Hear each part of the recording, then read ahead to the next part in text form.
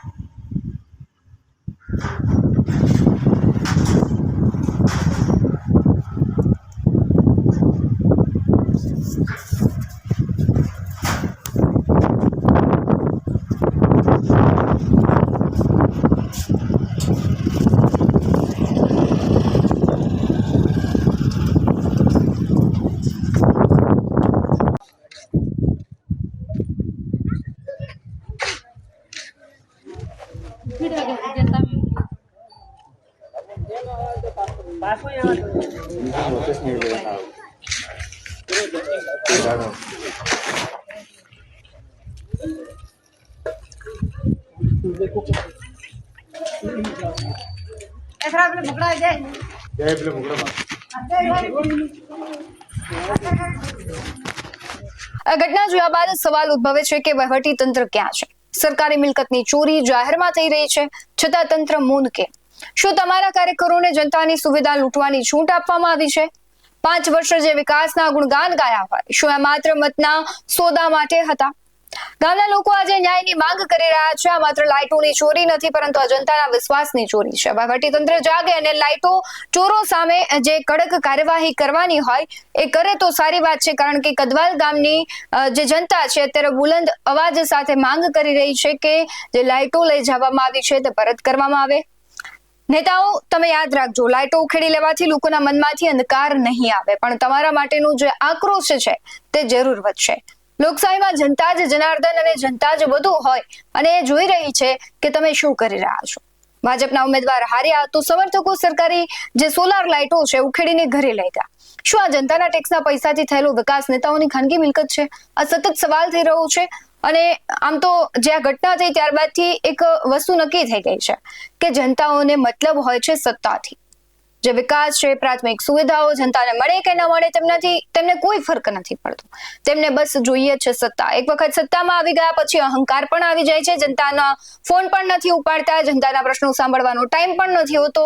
હવે જનતાએ જે સમજવાનું છે ને જનતાએ જ કહેવાનું છે કે આ નેતાઓને શું કહેવું, કારણ કે જે હદ વટાવી ગયા છે આવા નેતાઓ કે જેમને જનતાથી કોઈ ફરક નથી પડતો, જેમને ખાલી સત્તા જ જોઈએ છે. સત્તામાં આવ્યા બાદ તેમને કશું કરવું નથી. આવા નેતાઓ માટે તમારું શું માનવું છે કમેન્ટમાં જરૂરથી જણાવજો. બાકી આવા જ વધુ અહેવાલો સાથે ફરી મળતા રહીશું. તમે અમારી યુટ્યુબ ચેનલને સબસ્ક્રાઇબ કરવાનું, અમને ફેસબુક અને ઇન્સ્ટાગ્રામ પર ફોલો કરવાનું ભૂલશો નહીં. બાકી નવી અપડેટ્સ મેળવવા માટે જોતા રહો BS9 TV ન્યૂઝ. નમસ્કાર.